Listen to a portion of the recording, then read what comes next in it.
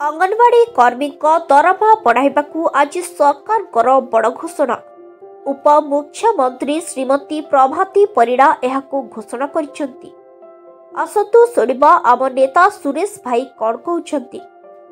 से बहुत काम कर अंगनवाड़ी कर्मी माने बहुत काम कर गाँ गहली रे ए छोट पिला आरंभ करी बुढ़ा पर्यंत सेवा कर बढ़ेवा निहाती आवश्यक। परिड़ा को धन्यवाद। परिड़ा बेले बेले भल कथा कहते बेले बेले पवन को फरुआर भितर पूरी दौरान किंतु ए कथाटा भल अंगनवाड़ी कर्मी दरमा बढ़िया दरकार। से बहुत काम कर गाँ गहली सहर पर्यंत। धन्यवाद परिड़ा को धन्यवाद।